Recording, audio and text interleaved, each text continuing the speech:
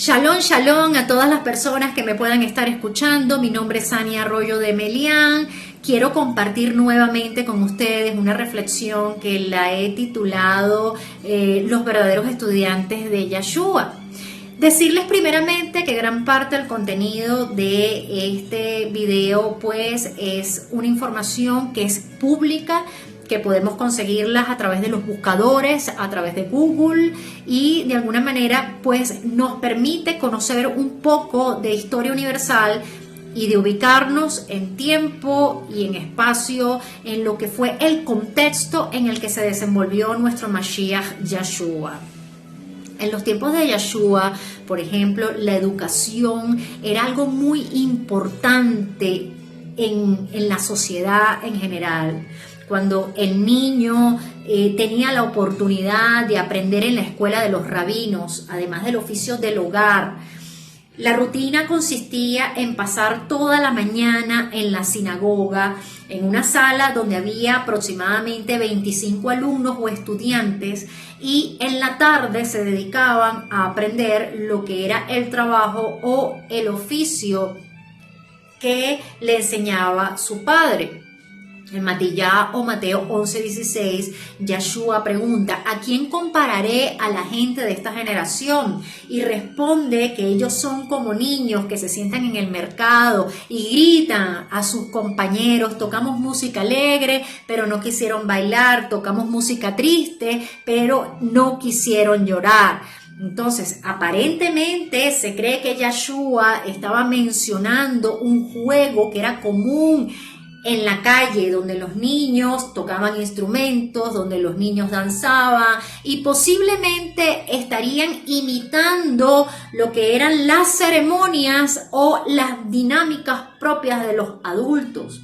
O sea, el tiempo para jugar existía, pero este tiempo era separado de lo que era el estudio, de lo que era el trabajo, porque la imitación de las dinámicas de los adultos era más bien una especie de preparación para la vida que les esperaba a ellos, porque para los judíos de esa época el tema del juego era algo serio y tenía un propósito inmerso para el aprendizaje. Según la historia, la escuela que los niños frecuentaban en la sinagoga se le conocía con el nombre de Beit Sefer, es decir, la casa del libro. Allí ellos aprendían lo que era la lectura, lo que era la escritura, aprendían a sacar cuentas, aprendían a hablar en público, ellos aprendían la memorización, la repetición, la resolución de problemas, y eso eran pues los métodos pedagógicos más usados para la época.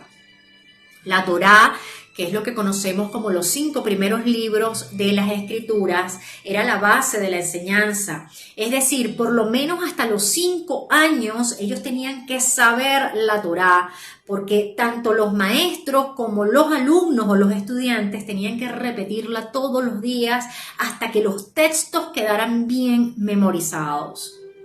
Los conocimientos matemáticos, según dice la historia, se enseñaban a partir del tiempo de duración de vida de los patriarcas, y también se usaba como referencia las profecías que incluían cronología.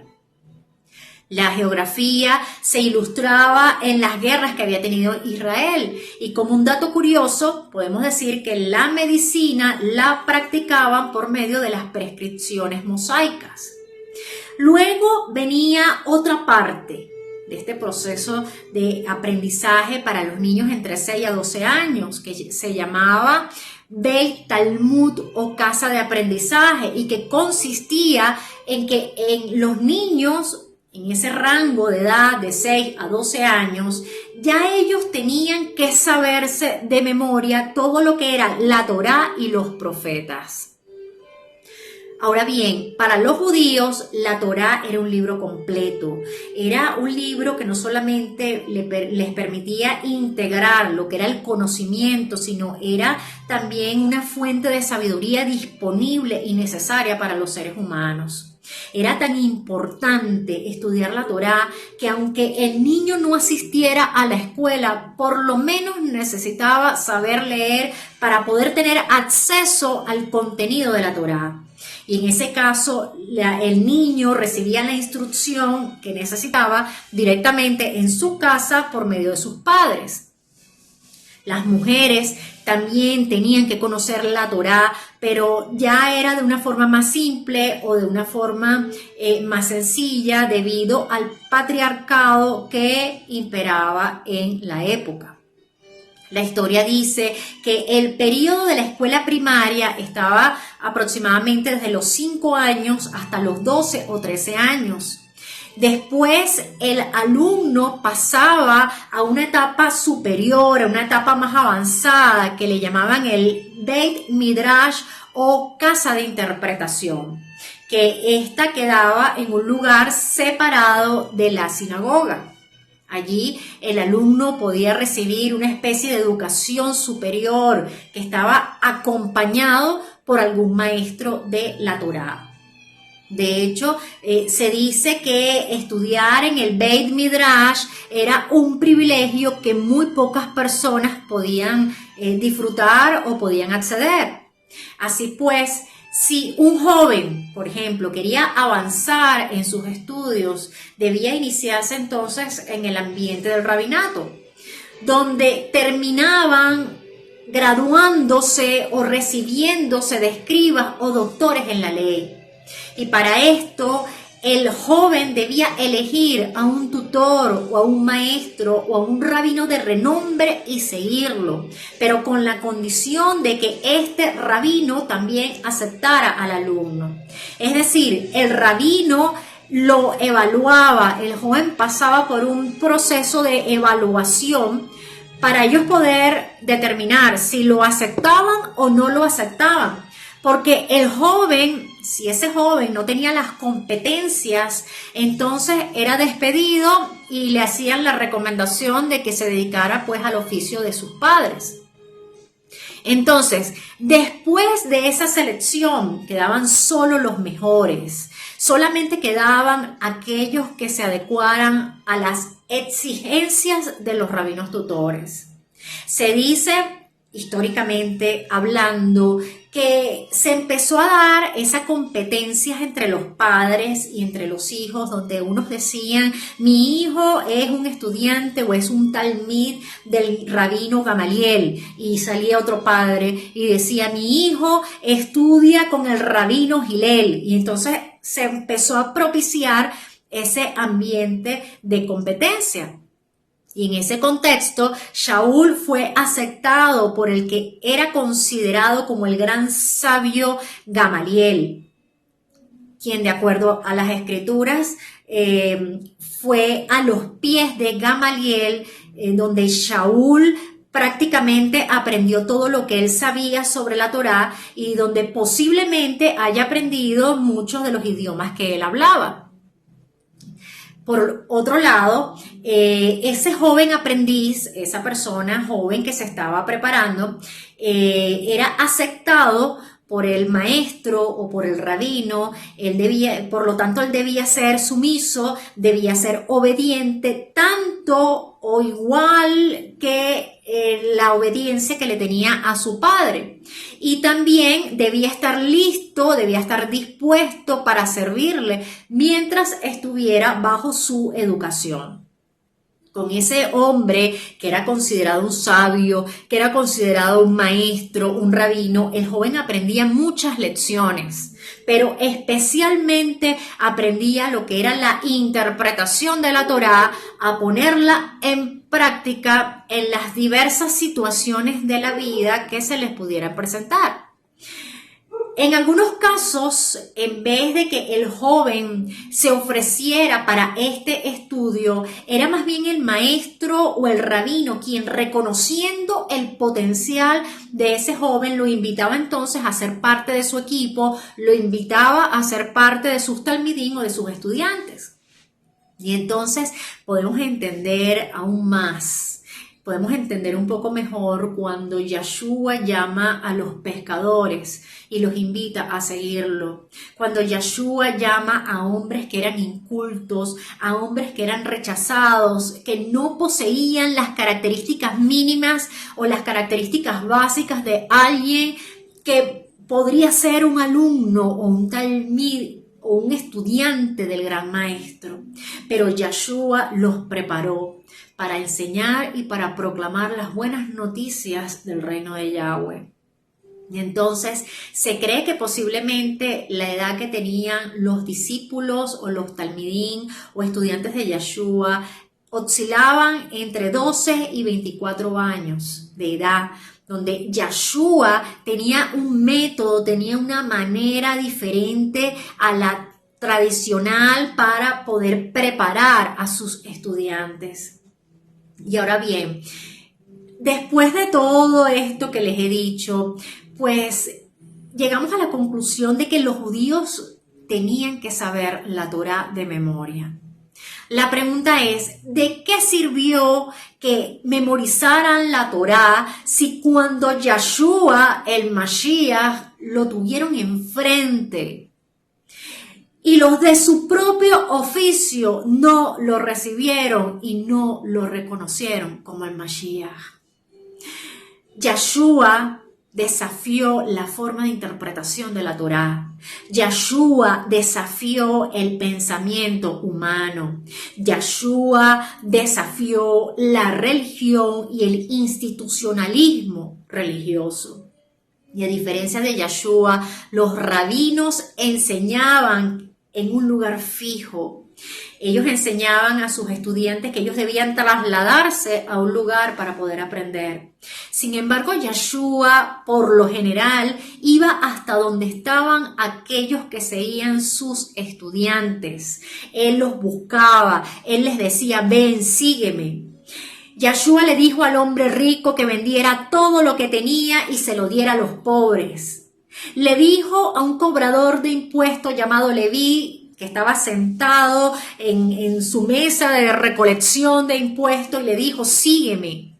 A otro le dijo, sígueme, y el hombre le respondió, ¿a dónde? Deja que primero entierre a mi padre. Yeshua vio a Felipe y le dijo, sígueme. Y estas personas, todos estos personajes eran conocedores de la Torá, porque en aquel contexto todos debían conocer y estudiar la Torá a profundidad. Y posiblemente estas personas no hayan sido aceptadas por el rabinato de la época. Entonces, llegamos a la conclusión que mientras el religioso te dice que debes cumplir un protocolo y una serie de requisitos, el Mashiach, Yeshua, te dice, ven y sígueme. Por otro lado, normalmente los jóvenes eran los que elegían al rabino.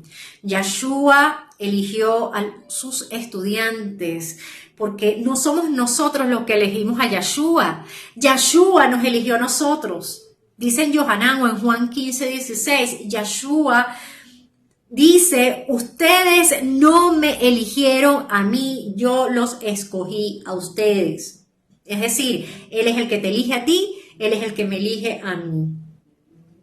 Los rabinos elegían a sus mejores alumnos. Ellos elegían a los más capacitados, a los más inteligentes, a los más aptos, a los más astutos, a los que tuvieran más competencias, más talentos. Y no solamente los elegía, también pasaban por un periodo de prueba, pasaban por un periodo de evaluación para determinar si realmente ellos llegarían al nivel que ellos deseaban o esperaban. Pero la buena noticia es que Yeshua eligió a los peores y además los aceptaba tal y como ellos eran. Muchas veces nosotros pensamos que porque nuestros hijos se metan la Biblia de memoria en la cabeza, pensamos que porque conozcan los versos y las historias bíblicas, pensamos que porque canten bonito o porque dancen o porque fueron preparados en la iglesia desde pequeños, Creemos que estas cosas los califican para que un niño o para que un joven o para que un adulto sea estudiante de Yeshua. Pero para que una persona pueda calificar como estudiante de Yeshua, tiene que sentirse el peor. Y no porque nosotros criemos a nuestros hijos diciéndoles cosas, ni maltratándolos, ni diciéndoles cosas desagradables, ni mucho menos. Más bien porque lo primero que nosotros tenemos que enseñarles a nuestros hijos, antes de enseñarles las historias bíblicas, antes de exponerlos públicamente, es que ellos deben aprender que el orgullo es el peor pecado del ser humano. El orgullo nos descalifica para que podamos ser verdaderos estudiantes de Yeshua. Entonces, nosotros buscamos o queremos que nuestros hijos se transformen en personalidades espirituales, y ya con el solo hecho de pretender eso o de sentirlo, de quererlo, de pensarlo, ya eso nos descalifica para ser estudiantes de Yeshua. Es por ello que yo quiero decirte que Yeshua está llamando a estudiantes que realmente quieran vivir para Él y que realmente quieran aprender con humildad, con sencillez de sus enseñanzas. También tenemos que los rabinos no aceptaban a las mujeres. Yeshua tenía estudiantes que eran mujeres, y eso era algo terrible en aquella época. Y creo que para nuestros días también se rechaza un poco la idea de que haya estudiantes de Yeshua que seamos mujeres. Yeshua tuvo numerosas interacciones con mujeres y fue visto primero por las mujeres después de su resurrección. Yeshua eligió a mujeres que estaban catalogadas como imperceptibles. Yeshua eligió a mujeres que sufrían en silencio, eligió a las que estaban enfermas, eligió a las que eran consideradas como insignificantes y tenían que mantenerse al margen de una vida social. Yeshua no solamente las sana, no solamente las restauró, las redimió, sino que las inmortalizó para que se hable de ellas a través de las Escrituras en todas las épocas y en todos los tiempos. Porque la responsabilidad de servirle a Yahweh es personal, la responsabilidad es única y es intransferible. Por lo tanto, yo considero que no estamos en el tiempo de decir que porque somos mujeres no podamos dar las buenas nuevas, no podamos proclamar a Yeshua, no podamos dar las buenas noticias. Más bien, bendito sea Yahweh, bendito sea nuestro Creador por hacer de nosotras mujeres de bien, que estamos dispuestas a transitar el camino de la vida con Yeshua. Y también amamos y respetamos en el Mashiach a los Noré, a los Roé, aquellos hombres que Yahweh está levantando todos los días, que los está llenando con su Ruach HaKodesh para enseñarnos el camino que debemos seguir, para marcarnos ese camino, para que sus enseñanzas sean compartidas en el cuerpo del Mashiach y que podamos tener todos un sano crecimiento. Los rabinos también centraban su enseñanza en la Torá y en la obediencia. Mientras que Yeshua ratificaba la Torá, también daba a conocer al Padre por medio de ella. Daba a conocer el amor del Padre hacia los demás. Porque a los religiosos les gusta que los obedezcan, pero no les gusta escuchar o que les hablen sobre Yeshua. En Mordecai o Marcos 1:17 dice que mientras Yeshua iba caminando junto al lago de Kinneret, vio a Shimeón y a Andri, el hermano de Shimeón, y los vio echando la red en el lago porque eran pescadores. Y Yeshua les dijo: vengan, síganme y los haré pescadores de hombres. Y en ese momento ellos dejaron sus redes y le siguieron.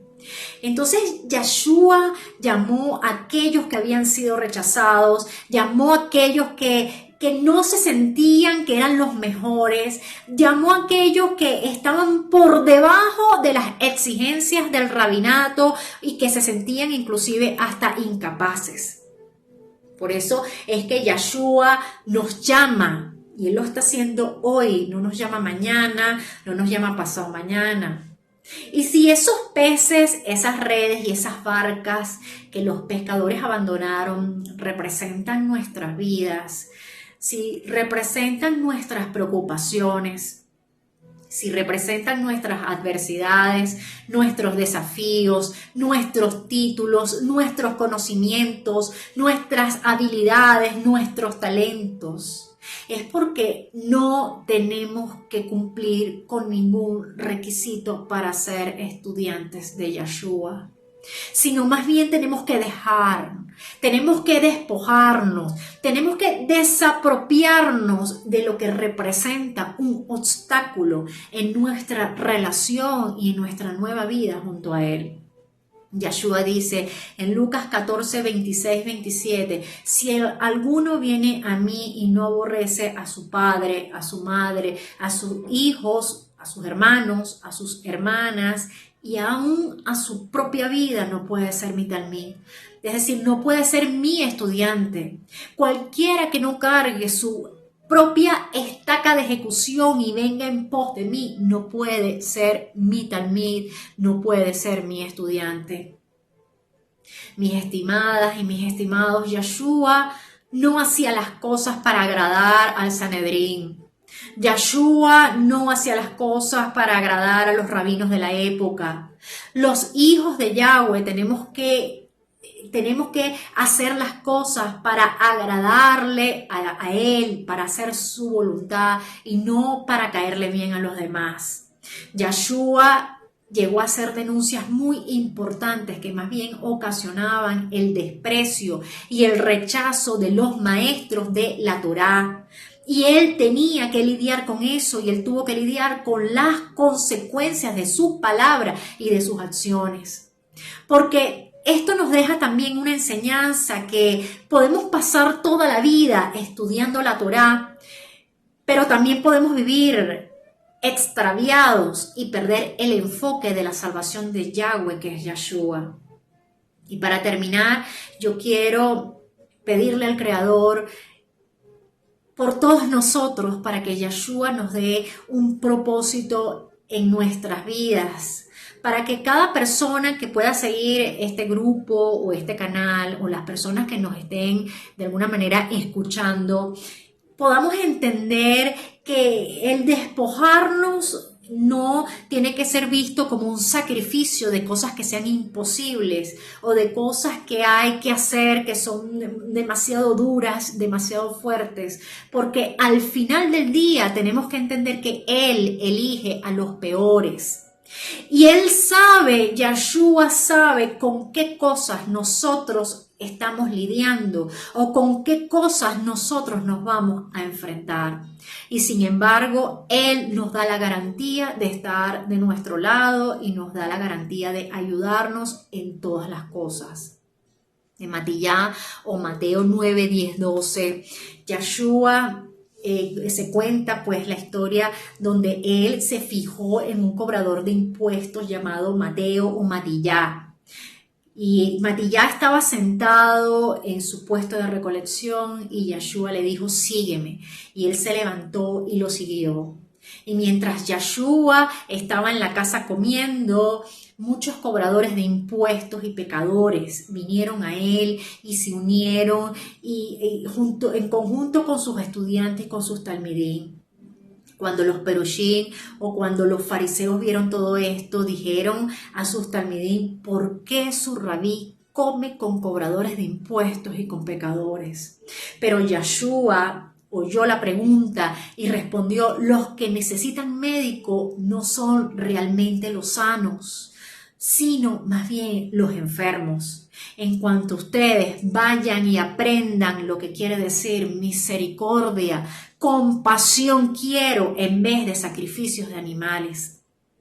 porque yo no vine, dice Yeshua, a llamar a los justos, sino a los pecadores. Shalom, Ubrahot, paz y bendiciones para todos.